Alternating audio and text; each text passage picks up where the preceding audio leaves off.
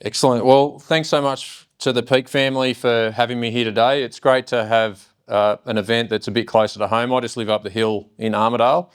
And my brother's here today as well, just to learn what I do for a living, but he's on our place now at Barraba running the show there.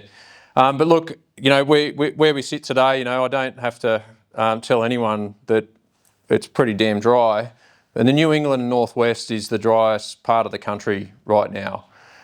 So today I was thinking about just taking a bit of a step back and looking at what's sort of the long-term outlook looking like?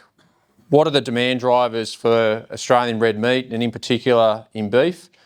And how does that shape the operating environment for which we're going to find ourselves not only now, but making some forecasts into the future?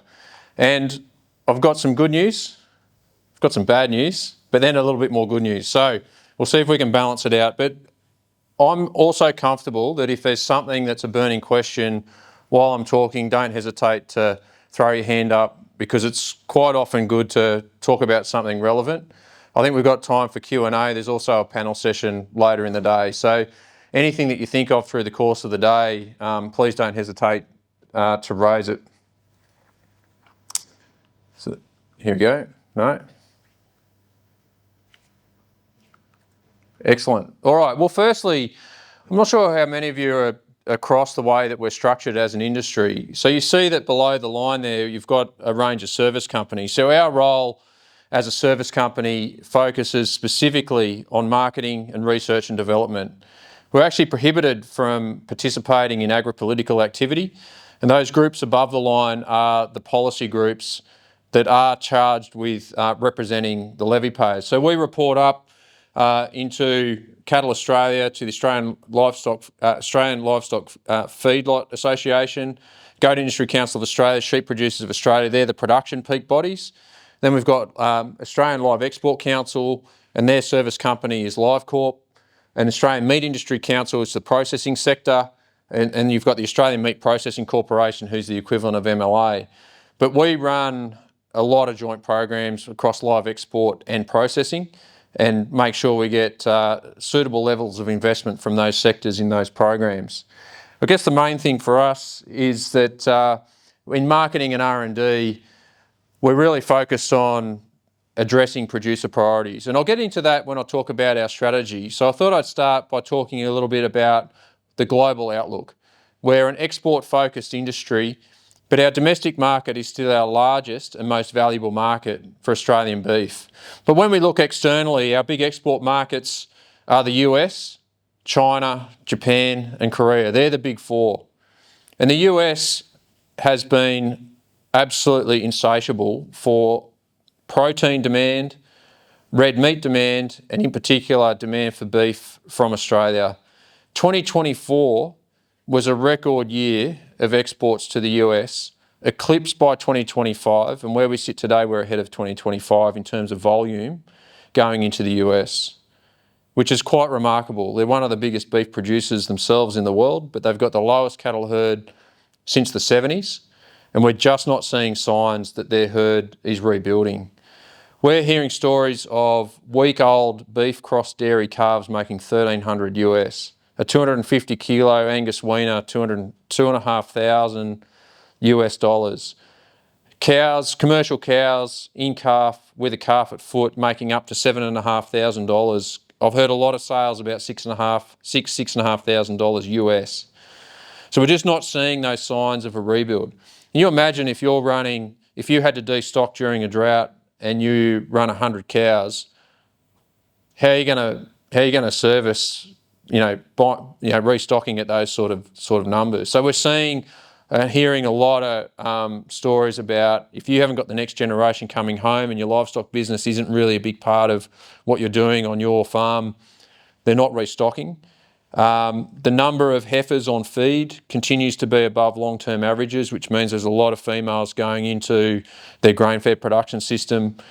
But those that are trying to rebuild are doing it at record prices. They're also not getting cattle out of Mexico at the moment. There's a biosecurity issue with screwworm, and it's not very far from the US border, but at the moment there's about a few million head of cattle that come from Mexico to be fed and finished in the US that aren't going into the States. Canada send a lot of cattle south to be finished and send a lot of beef into the US. But they have a gap in their ability to supply their own market as well. We saw last year that Canada took 50,000 tonnes of Australian beef, 425,000 tonnes of Australian beef into the US. And yes, a big chunk of that was the 90CL trimming. That really underpins our cow market. But a lot of manufacturing product also goes into China, Japan and Korea. But the beauty of the US is that they love a hamburger. They eat on average about 3 hamburgers per person per week, which is 1 billion hamburgers a week. 1 billion. So when you hear Impossible Foods with their plant-based products talking about they sold 100 million hamburgers in a year and the US eat 1 billion a week, it's a drop in the ocean. And those plant-based alternatives are going terrible. You see it in our shelves in our supermarkets here. People just aren't connecting with those products. And in the US, every McDonald's hamburger has Australian beef in it. They need our 90CL trim to blend with their fattier trim from their grain-fed production system to make the perfect burger, and that's fantastic. When I was talking to importers in the States, they were talking about they have never seen demand for every category of beef that we produce. It's now our 4th largest grain-fed beef market. Selling grain-fed beef to Americans is quite remarkable. The demand for high-quality Wagyu product into the US is very, very strong as well. So, and yet we also compete with the US in a lot of our key markets. What we saw last year in China, particularly when Trump started using trade and tariffs as a weapon, really, it changed the world order. And when he applied tariffs to 187 countries, we got the lowest tariff rate at 10%. Now, we've had a free trade agreement with the US for 30 years, and yet we still incurred a 10% duty on Australian beef going into the market. They put massive tariffs on Chinese products. So China retaliated. They put a 38% duty on US beef into China, stopped the trade overnight. I was in China a week after the tariffs were announced and was standing in a Sam's Club. Now, Sam's Club is one of the biggest retailers in China. It's owned by Walmart, one of the biggest US companies. And a few weeks after I was there, it was 100% Australian beef. So all of the upside in the growth in that market into China last year was taking market share that was held by the US.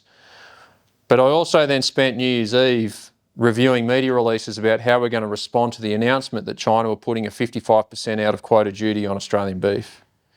Now, it wasn't just Australian beef. There was a safeguard mechanism. The Chinese local producers were complaining that there were cheap South American product coming into the market, undermining prices of their domestic industry. Now, when you've got 1.4 billion people to feed, you pay attention to your own food security. There was a safeguard investigation that went on for 2 years, and they followed WTO rules for the first time ever.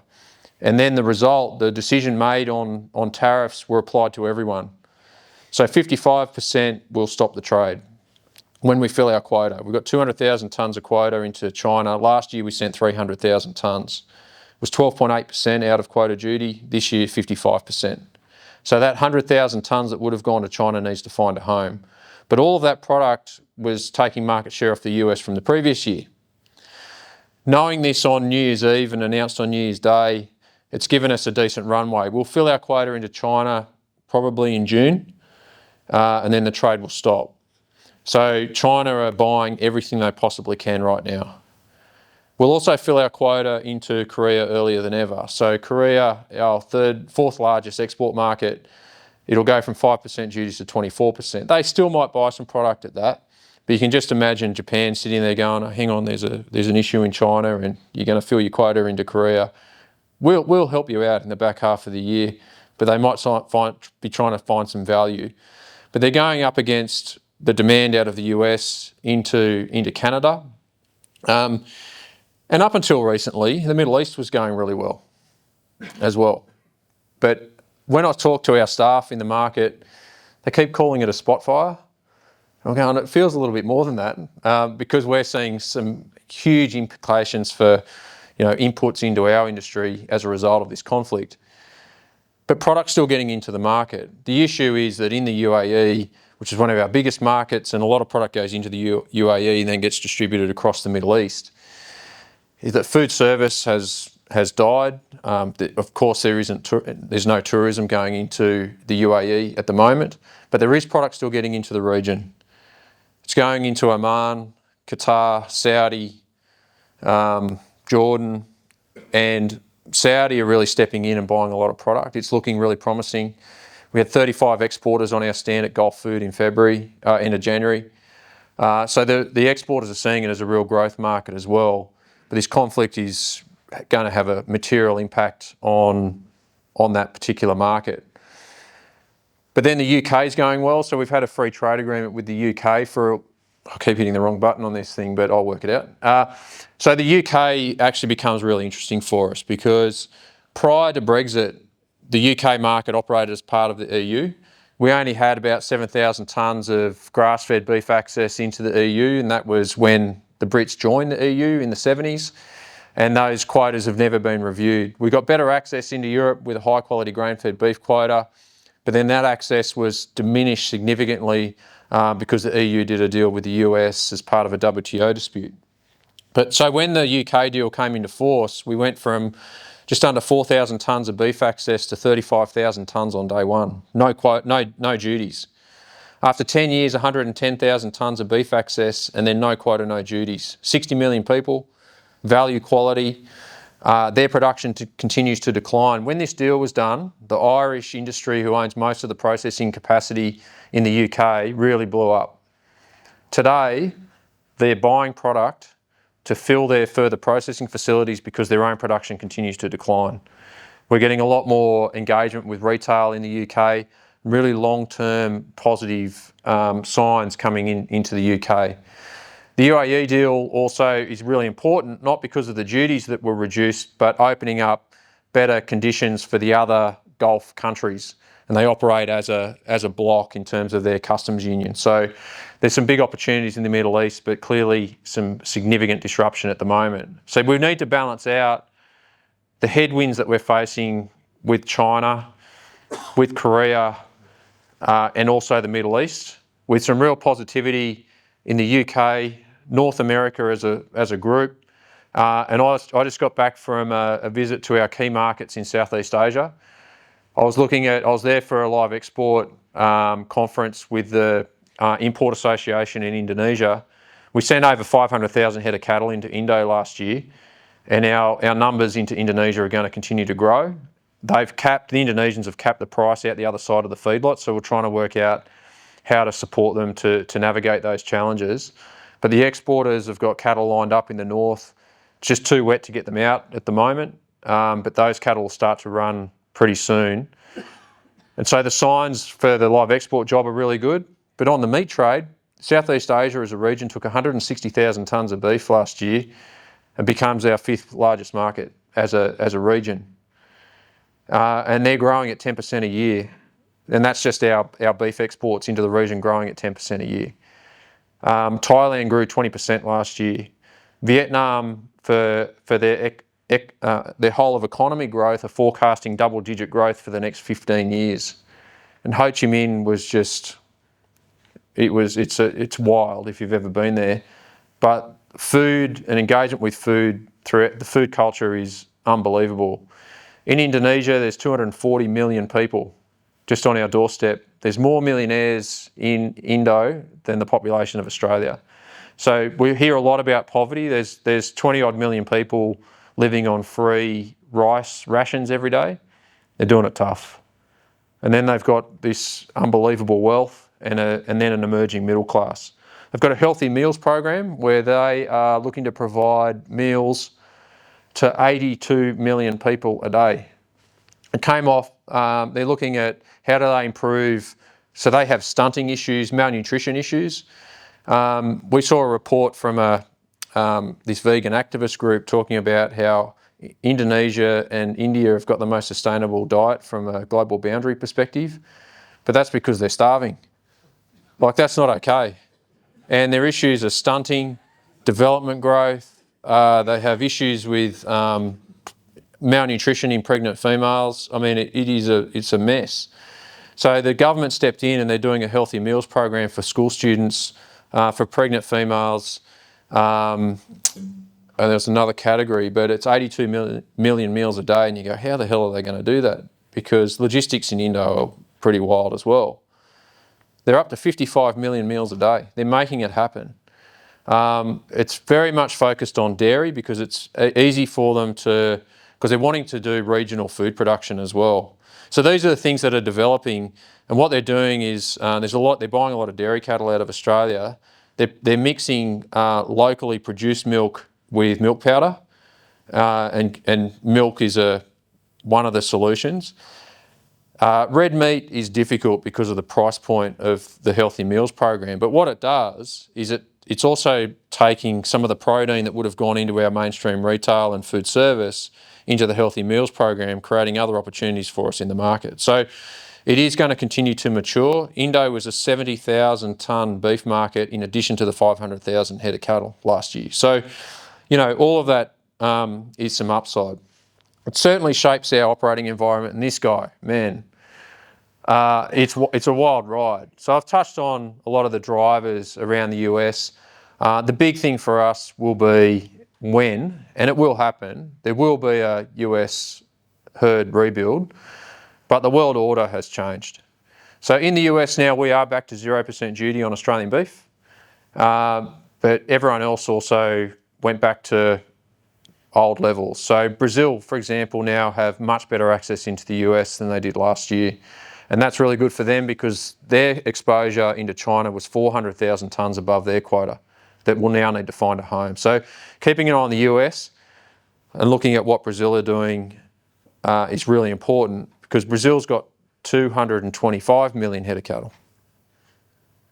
Nearly 10 times our cattle herd. So they can move pretty quickly if they get better access. But the long-term outlook for demand in the US is very, very strong because the demand line across the middle and their forecast production is a massive gap and a massive opportunity for exported product. And you won't be able to read this one, but I'm happy to share these slides. This is mapping every country in the world on meat per person and GDP per capita. So as they earn more money, they're eating more meat. That's all this graph is telling us. And as people earn more money, they're buying more red meat. And as they're earning more money, they're seeking out quality and they love Australia. So we're in a good spot generally. Our ability to supply is also really important. And as we've seen in this region, a massive cattle sell-off. Massive. There are so many people now making earlier decisions. They are probably better decisions. But 2019 wasn't that long ago, and as soon as it got dry in the New England, people are going, well, I'm not feeding, and these cattle have got to go. But what we have seen is more favourable conditions in Queensland. I was in Darwin a few weeks ago for the Northern Territory Cattlemen's Association. Most of the people who were able to get there have their own planes to be able to come in. It's really wet. I was with the Northern Pastoral Group last week, which is the 15 largest pastoral companies in the country, who are trying to get going in their first round muster. And with fuel prices the way they are, they're trying to only do one round this year. So we will see the cattle in the north coming through in the next few months. They're starting now, but there's still some country that's still too wet. In the centre, there's a lot of feed. Further south in southern Queensland, they've had a break, but it was pretty tight up until the start of autumn, but there has been some decent rain around. In the south, we're seeing some green spots where, the further south you go, the better it gets. South Australia has improved. They had the two driest years on record the last 2 years. The Western Districts of Victoria had not missed an autumn in 19 years and then missed a few in a row. But they're starting to get back on their feet. So, I think in the north and the south we're okay. We're just in the middle at the moment, and things are pretty tough. But I think that when you look at the market outlook, and at least there are still some cattle to meet the supply. I think the other thing that's changed this time, and last year was a record processing year, but we didn't see what happened in 2023 because the processing sector labour issues weren't what they were back then. Dinmore, for example, now has 2 shifts. but it took them 2 years to build that workforce. It just takes time, but now they're running 2 shifts, but still only doing 4 days a week. So we still have some capacity in the processing sector, which is interesting. The other part that is fascinating for me is that you can see that dark line is carcass weight, and the carcass weight trend continues to go up. You can nearly draw a direct line between the increase in carcass weight and the number of cattle coming off feed. So where we sit today, our cattle on feed is 1.6 million head of cattle. It wasn't that long ago, it was 1 million. So there's been huge growth in the feedlot sector and further planned growth. A lot of feedlots have a bigger licence than they're currently feeding. So they're expanding and are going to utilise that licence. And it seems that it's easier to expand existing sites than build new feedlots. The EPA requirements and the community attitude to new feedlot builds makes it really difficult. But we're seeing that that 1.6 million head gets turned over about 3 times through the course of the year. So about 40% of our production now is coming out of feedlots, and that will continue to grow. So that's a big change for us as well. The other one that we keep a very close eye on is the female cattle slaughter. So that line across the middle at 46%. If we're above that line, we're in a herd decline. If we're below it, we're rebuilding. So at the moment, you can see that last year we were above that line, and that was off the back of really tough conditions in the south, but also further north where they've strung a few seasons together, and this region was part of that at the time. We're selling more older cows, so there was a maturing of the herd as well. But no doubt at the moment we'll be well above that line as well, off the back of the numbers that have come out of the New England and the Northwest. So that's a very quick snapshot of what's happening around the world, and we can dig deeper on that when we get into the Q&A. But it does shape the way we operate. And some of the things that we're investing in, I think, are deeply connected with what you will get into later today as well. So there's some really key drivers in the industry, and net zero is not going away anytime soon. We had an ambition to be carbon neutral by 2030. That was something that we were challenging the industry that we could be carbon neutral by 2030. We announced that back in 2017. It became an industry target in 2020 when it was adopted as part of the meat industry strategic plan. But when I took on this job, we were redeveloping our next 5-year plan, and it was very clear we weren't on track to achieve that goal for a few reasons. We needed more investment. Outside of the investment that we have, there wasn't any additional, even though the government now have set some net zero targets, they haven't made any additional funding available to us. But we do now have a zero net emissions for agriculture CRC that's up and going that we can get some leverage out of. The other one is that there's not the incentives out the other side. Apart from soil carbon projects and vegetation management, there really isn't the ACCU scheme under the Emissions Reduction Fund to incentivise the adoption of new management practices or technology. And we also saw last year or the year before now the suspension of the beef cattle herd management method. That was also a very expensive method to participate in. There was 8 projects, only 8, but they were being invested in by the largest pastoral companies in the country who had collectively spent about $150 million to modify their practices to comply with that method. They found out that the method was being suspended in the media, so that really didn't go down well. So where we sit today though, and this is a big opportunity for us, is that we've been asked by the federal government to develop a red meat and livestock method that will replace the beef cattle herd management method. And what that allows us to do is look at technology like feed additives that reduce methane emissions and build that in. So if you feed a supplement, you can turn that into a carbon credit. If we can become more efficient in our production system and prove that we are turning animals off at a younger age, and that our lifetime emissions and our emissions intensity per kilo improves, we can turn that into carbon credits. And we can technology stack and project stack. So if you've got a soil carbon project and you're feeding a supplement that's reducing methane emissions, you can build credits from multiple activities. So we're building that method right now. And that's going to also help us commercialise a lot of the R&D that we're doing in this space. We have a lot of technology that's going to reduce the cost of measuring soil carbon, measuring the rate of gas exchange. We're doing a lot of work on the biogenic methane cycle. We're one of the few industries that can sequester carbon, and that is not considered in the national greenhouse gas inventory today. And so we're addressing that as well. The other big one for me is value-based marketing. We've put ourselves on the hook to deliver value-based marketing, and the industry has received this very, very well. It's really changed the conversation because we're in a position where we've got the objective measurement technology to measure the quality traits. We've got the feedback systems that have emerged off the back of the MSA grading program. We've seen a lot of investment from beef brand owners, processors and brand owners to build better brand equity. And we're seeing price differences for MSA and non-MSA continue to grow, even though the number of cattle graded is also growing.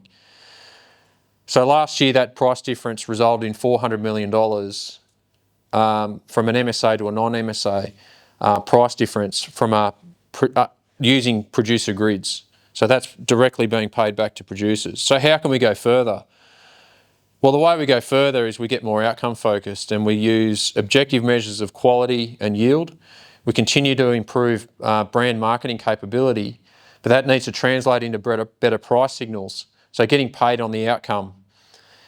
And then if we can get the feedback flowing not just to the last owner, but back to the breeder, and you breed, feed and finish animals with a market destination in mind.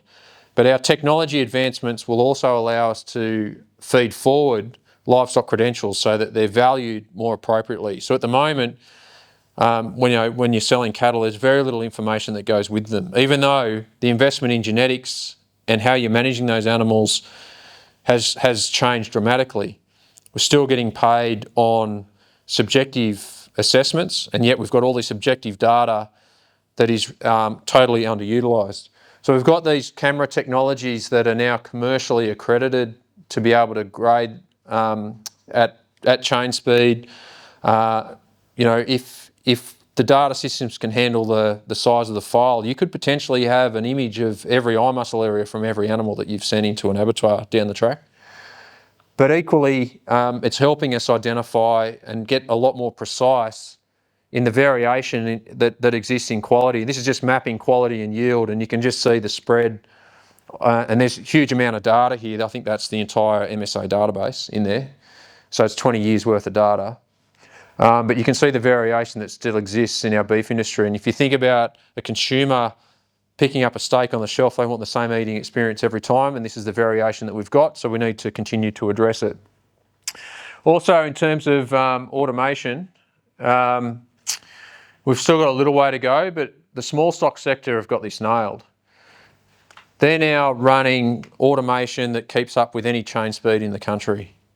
That cutting line from where that shoulder is taken off from the rack pays for that machine in 18 months. Just by making sure that instead of the high quality product ending up on the shoulder, that precision of the cutting line is improving the yield of the rack enough to cover the cost of this automation investment. It does take out some people out of the boning room, but not as many as you would think. But the circular saws aren't leaving as much bone dust on the surface as a bandsaw, so shelf life is improving, improvements in yield, and there's also less people cutting off fingers in bandsaws. That's kind of a good thing too. But in the beef side, we've got scribing systems that have been installed commercially. The next step, we've got a very large project with the processing sector. We handed it over to the processing sector looking at middle loin boning in beef, and JBS in the south have leaned into that because JBS, that's at both those plants are JBS plants. But the small stock sector have taken on that automation a lot, and the beef side we're venturing down that path. But the technology to tell the robots where to cut is also the technology that will give us yield. It gives us lean, bone and fat, because that's what you need to measure where the bones are, basically to tell the robot where to cut. And it just so happens we've translated that into lean bone and fat to give a very accurate lean beef yield. And our feedback systems are improving all the time. So I'm very confident we can deliver that, and the processing sector are a really significant part of that. What we'll see is that they will start to set up more of their supply chain relationships will improve, because they're going to want to understand whether the livestock producers are willing to go with them if they're going to make these sorts of changes. So it becomes much, much more of a partnership, a lot more transparency in the supply chain. We're very conscious we want to do this without locking people into supply chains as well, so we're working with everyone. Now, what is interesting is when you get into a processing facility and you start talking about value-based marketing, we start the conversation by trying to understand where their pain points are. Where are we leaving money on the table, and how do we improve efficiency and reduce cost? And that is very different for each supply chain.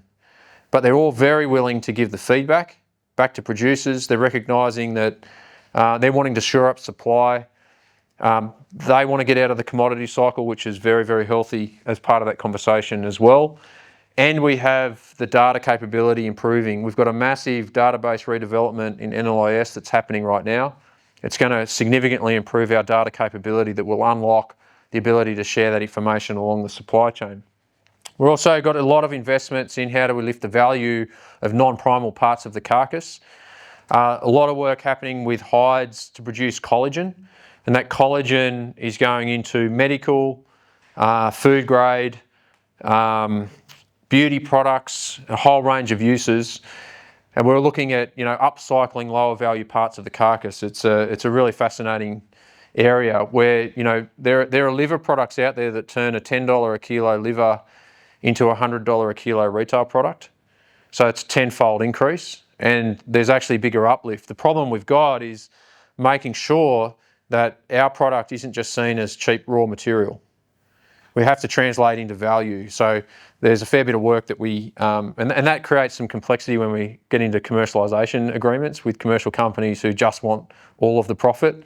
How do we share that? I think what will happen is we'll have the technology located in a processing plant, because when they've got more control of that, we'll see more investment rather than a third party. The processors themselves will invest, and it will be easier for them to build that into their pricing back to producers. Without that, very difficult for us not just to be seen as a raw ingredient. We also have to start with the right animals, and a big theme for any seed stock producer is genetics and getting more value out of the genetic gain that we've made as an industry. We are really pushing hard on delivering multi-breed genetic evaluation. Now, that is very much focused on the commercial producer. We will still have single breed evaluations, no question. The last thing I want to do is disrupt breed societies, and I don't want to take on that. I've run one. And they have a role to play. I actually think if I was a breed society, I'd be looking at multi-breed as how can I offer additional services to commercial producers that are not currently my members. We've got large pastoral companies, really progressive commercial producers, really keen to understand how they can benchmark their herd. How do they understand where the gaps are in the genetics of their animals, and how do they put more selection pressure on selecting for those traits that are going to take their production system forward? That's where it connects. We also have a lot of producers in Northern Australia wanting to buy southern breeds and find the right animal to meet their breeding objective in their northern production system. And we need to enable that to happen. At the moment, every breed, whilst we're measuring the same trait, they're all off different genetic parameters. And, it'd be great to hear from Bowen. They've got 3 different studs measuring the same traits, and you can't compare like for like, even on something as simple as weight. So I think that, starting with the right animal is a really important ingredient to getting more value over the hooks as well. I'll just spend a little bit of time on marketing. How am I going for time? I know we're sort of pushing up a bit, but this is an important part, and I'll get through the last bit pretty quick, because when the transaction levy is collected by the federal government, the $5 levy gets split between 3 recipient bodies: Animal Health Australia, National Residue Survey. They get between them about 30 cents of the $5. The rest of it comes to MLA. $3.66 goes to marketing, 92 cents to R&D. But we've been able to grow our R&D portfolio because we also get 0.5% of GVP of the industry the federal government make available for R&D investment. So once we've matched the 92 cents of the levy, we can use the the balance to attract private investment to leverage the R&D dollar further. So our R&D portfolio has grown, even though the R&D levy has not changed since 1998. The issue for marketing, the levy was reviewed in 2005, it went from $3.50 to $5. That $1.50 all went to marketing. And where we are today, the marketing dollar in 2026 is trying to use the buying power of a 2005 dollar. So we have to be really clever and more targeted about where that investment goes. And it's also an area of probably the least awareness of producers because unapologetically, you're not the target audience. If I have to convince you to eat more beef, we're in trouble. But certainly the metro consumer in our domestic marketing is a big target for us. We do a lot of consumer insights work. We've been running this survey for 15 years now. For the first time in a decade, we're seeing more consumers increase red meat consumption than decrease. And the reason for that is health and well-being. There's a huge health movement. Protein is king and red meat is highly sought after. So the fact that red meat is nutrient dense, nutrient diverse, bioavailable, the way that's being sold is an influencer on Instagram or TikTok telling people that, to be shredded or whatever, fit, go and eat more red meat. And everyone who is on a health kick is upping their protein intake. So it's leading to increasing consumption. We're seeing that at retail as well because we're at a time where we're seeing record retail prices for beef and lamb and our beef volume and value grew over summer. So it's a really interesting, but our marketing campaigns need to back that up. So our beef campaign is focused on battle of the midweek meal. Unlike lamb, so lamb, we get a lot of feedback when our summer lamb campaign comes out because the lamb ad gets a lot of views and a lot of traction. Lamb has become quite an occasion dish. About 65% of households buy lamb every week. 85% of households buy beef every week. So beef's much more in the regular routine in the household. So a lot of our campaign is very different. It's in major retail, independent retail and in food service, particularly quick service restaurants, trying to keep beef as part of the weekly repertoire 2 to 3 times a week is the consumption pattern. And what we did this time though, we did want to elevate our beef campaign and we did a partnership with the Ashes. Now, we're questioning whether we got value for money because some of those tests were a bit short. But these ads were playing during the Ashes, but the measurement of what we've done doesn't include those ads because this has been a very large social media campaign. And this particular ad has had over 20 million views, and this might be the first time that some of you have seen it. It doesn't look like the sound's going to work, but that's okay. You'll get the gist of it.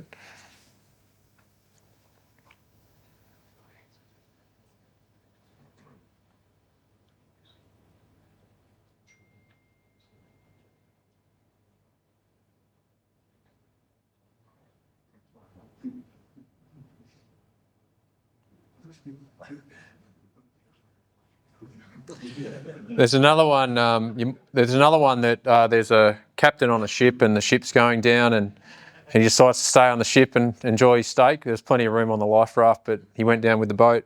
Now, just to put that into perspective, our record lamb ad, we set a benchmark of 20 million views for the lamb ad. And these ads that aren't on mainstream TV. And this is paid media though. The difference with the lamb ad, it's not paid, but different approach. These ads have had over 20 million views, and yet, from a producer perspective, you probably don't see that a lot. But what's happening is we're in the game every day on the beef marketing, and there's a whole lot of stuff that happens in social media. There was a campaign for independent retail where comedian and butchers. So there was a program where, if you look it up on YouTube, they're just going in and talking meat basically, and what we're trying to build is enjoyment and connection, And a lot of our overseas customers and competitors can't believe we can do positive promotion. In the Netherlands, they've just banned promoting beef. So it's a really important part of when we think about our campaigns globally, getting out on the front foot and being proactive. A lot of Europe are getting very defensive about livestock agriculture, and it's going to be a real problem for them. I've got a big food service campaign as well. There was an interesting project done by a UK company that was trying to benchmark the best steak restaurants in the world, and they came up with this top 101 steak restaurants globally. Now, out of the 101, 47 of them serve Australian beef. 26 of them were in Australia. 5 of them were in Sydney. So Sydney was crowned the state capital of the world, and we've done case studies with each of those restaurants. So that is fantastic. When you look at who else won, there were a lot in Japan, and any of you have been to Japan and see how unbelievably marbled their product is, it's off the charts. So it was either Japanese product, there was some US chains, and there is some good US product. We should acknowledge that. But Australia far and away outweighed everyone in that global landscape. So we've done some really great case studies. We also have a massive ambassador program where we've got now 120 chefs around the world that are ambassadors for us. And they are incredibly influential in food trends in a lot of our markets around the world. The other big part, and this is where I was getting to with keeping on the front foot, was when we're developing our strategy, there's a lot of talk about social license. And the conversation got very defensive. Our right to farm, defending what we do, people don't understand. So we shifted the narrative and we started calling it social capital, because you can build capital. And it changed straight away, where you start talking about, we actually do a great job. We look after the land and the livestock. We're very proud of what we do. We're providing nutritious meals to families. We're supporting the economy. We're leaving the land in a better place than what we found it. And that's the general attitude. So we have a red meat ambassador program, and we're upskilling that group, and we're recruiting all the time. So if anyone interested in getting involved, let me know.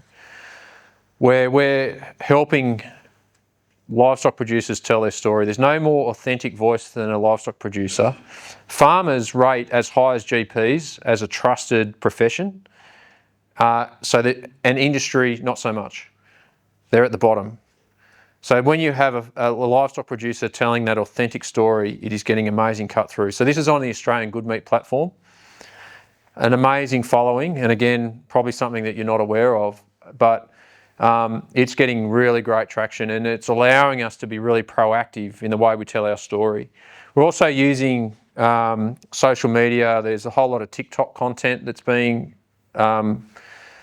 developed, and 40% of social media users use TikTok, and the majority are under 25 years of age. The next generation of red meat consumer is on TikTok.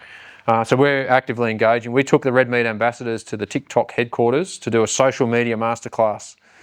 And so that's helping them develop content suitable for TikTok. So it's pretty cool. The last area is investing in our people. We've had a lot of programs with schools. The intercollegiate meat judging program that Nick spoke about, I've been involved in that for a long, long time. We sponsor that. We've got Nuffield Scholarships, Australian Rural Leadership Foundation. If ag students in tertiary education are getting multiple job offers before they finish their degree at the moment, so it's a great time for them. School leavers that aren't interested in going on to tertiary education, we don't have the ag college system that we used to have. The pastoral companies are saying they've still got a lot of people really keen to go up north, but they've got less experience than ever. And it relates to then the ability to keep them safe is also a big risk for them. And our safety record is not great in agriculture. It's even worse in livestock. So no matter where we went, the on-farm safety piece is a massive part, and future workforce is also a massive part. And it's a big gap for us, I must say. So we'll be looking to fill that gap as part of our strategic plan. But look, I'm sure there are areas of what I've touched on that are more interesting than others, so happy to take questions. I'm not sure how we're going for timing on your breaks, mate, but yeah, I'm here through the program all day. and happy to chat one-on-one if something doesn't come up in the group.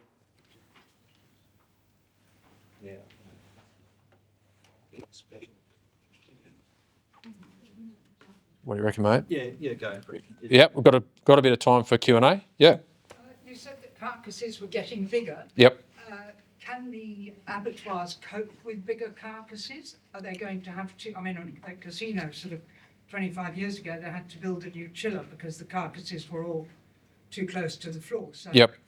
are other abattoirs going to have the same problem? I think there's a sweet spot where when we're seeing average carcass weights go up, what's happened is that's gone up as we're also exporting more of our product. We've seen the biggest lift is in the supermarket grids, where traditionally they were 240 to 260 kilos. Now we're seeing their top end weights increase as well. In saying that, we're seeing bigger discounts for over heavy cattle as well. So the sweet spot is let's just quantify that a bit. So there was a lot of bullock production out of Queensland, 6 and 8 tooth bullocks coming through, 420 kilos dress weight. They're not in demand. The sweet spot on the grass-fed production system, 300, 320 kilos. Supermarkets have lifted up a bit. They're probably closer to 280 kilos average now. But we are seeing a lot more long-fed cattle that are 450 plus kilo carcass weights. The plants these days are set up for that. So that's okay because a lot of them are still handling bulls. They'll process every category. So I think the changes that needed to be made have been made on handling those bigger bodies. What we will see is probably more long-fed production coming out of the feedlot sector as well, and those cattle are heavy.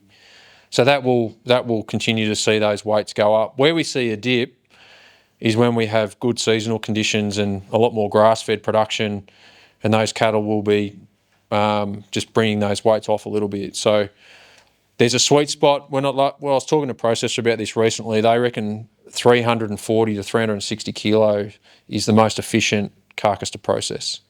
Grain-fed animals, they're going to be heavier.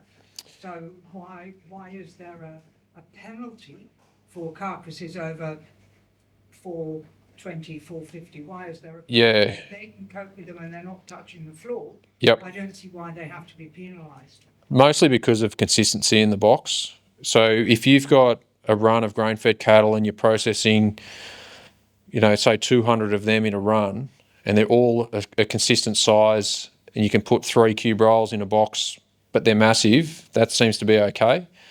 When we're talking about our grass-fed production system, those top weights are no longer desirable because they're wanting a certain, size on the plate, a certain price point on the tray. That's why we have seen that come back.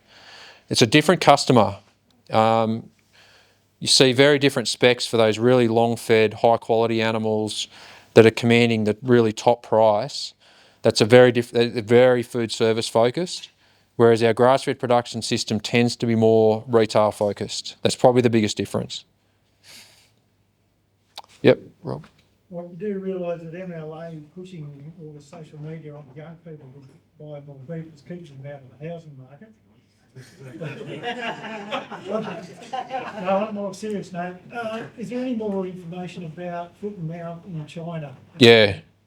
And how's that affecting their numbers, given that they've recently granted more licences to one was TFA in South Australia? Can you expand on that? Yeah, it's interesting, Rob, because we've had when they were putting the tariffs on, they're also listing more plants on both beef and sheep. It was only last year or the year before we had one sheep plant that was listed for chilled lamb. There's 17 today. So they're increasing the listings because they see Australia as an important partner. The tariff, the out of duty, the 55% out of quota duty applies to everyone, and they've just put us all in the same boat. I think this foot and mouth disease, it sounds like it's a very aggressive strain. We found out a little bit more about the strain. Turns out current foot and mouth disease vaccines do not cover that strain. So it's going pretty rampant. It sounds very aggressive. We're trying to get insights into what's the size or the likely size of the impact in the Chinese herd, and they're keeping that very, very close to their chest. What we are doing though is we've been investing in our own vaccine capability in Australia. We are varying that work right now to cover this new strain to protect ourselves. If we can offer that as support for China, we will. But there's work that we have to do around that. They've got 140 million cattle in China, and no one knows whether that's right or not, but that came from a Chinese industry source. So this could have a material impact on their domestic production. If it does, I think that will open up a conversation with us about whether there are some carve-outs under the current tariff system. Ideally, chilled beef, if chilled beef could be carved out, that would be highly significant, because a lot of the growth we had into China last year was in chilled, into high-end retail. So yeah, so we don't know enough at the moment, but we've got staff on the ground in market who are well connected, giving us as much information as they can at the moment. And our Trade Minister owes us a favour. Can I ask another question? You bet. You talk about cameras in abattoirs. Do you see that cameras will become a requirement in abattoirs to get rid of the human element in grading? Because to get consistency in grading is quite important. Is that something that the MLA can sort of put into process? Yeah, that's a really core part of the value-based marketing piece, and we're seeing that as how do we getting the camera technology to work and getting it commercialised is one thing. What's the incentive to then take it on? Consistency is one of the huge benefits, transparency, but also what we need to do is find the hook on reducing labour requirement, then they're all in. Because for us, it will support more accuracy in the feedback. For them, it needs to deliver more consistency in the box and reduce their cost. And we're finding those win-wins. So that is a big part of us being able to achieve value-based marketing, is getting those camera technologies adopted. Do you think that's going to happen in the next sort of 12 to 18 months, or is it still going to be something that the producer has to, or the marketer has to require? Request? No, I think it will be something that we can support through co-investment. So when I was talking about the R&D levy bit, and then we can match private investment, we're incentivising those companies to partner with us in co-investment. That allows us to put some clauses in those contracts to make sure the data does flow, but it also reduces the barrier for them to adopt the technology, because there's software system changes they have to make and other things that they wouldn't normally fund. So we can do that as an adoption project. So we're doing that in partnership with them, and there's funding available to make that happen. And that would be sort of available to all abattoirs? Yeah, absolutely. It will be voluntary. So finding the hook and partnering with them is reducing those barriers. I think we'll get most of the MSA plants across the line. So that was 4 million head of cattle last year. So yeah, we'll get there. It's really important. Yep. I applaud all the measurement of the carcasses and etc. that's going on, but one of the things that I find, you can have a steak tonight and it's got a bit of flavour, and you can have a steak tomorrow night and you go, what was that? And that's probably one of the issues with beef. And is there any way that we can, I suppose, improve that measurement in regards to flavour? Yeah. Whether it's an Angus, a Hereford or whatever, we just want to be able to taste the flavour. We tend to eat stock a lot younger now, whereas years ago you ate a 3-year-old bullock and it had flavour. Now Yep. 15-month-old thing has got no flavour. Yeah, great point. And that's been a real challenge to nail flavour. In all the consumer sensory work, what we measure there is, do they like the flavour or not? So there's a flavour scale. What we haven't nailed is what's driving the flavour. So that's an area of work that is happening in the MSA program. We're working internationally on that, because what we're also finding is the capability and the technology in Australia is limited. But there's some flavour experts in Ireland and in the US that are partnering with us on some work. We've had some companies come up with flavour wheels and trying to match the production system to a certain outcome. It's really complicated. I think a ruminant in particular is much harder than a monogastric to influence flavour, just with the way the rumen works. And also, even if you can nail a positive flavour that's related to a certain feed type, doing that consistently is really hard. And I also think what we've seen is moving across into the feedlot sector, there's consistency in flavour, but has it actually reduced flavour would be interesting, because like you say, we're finishing animals off younger, and they haven't had the time to mature necessarily. So it's a really complex area, but one we are tackling. I'm more certain about the camera technology adoption than I am about solving the flavour variation, but we should give it a crack.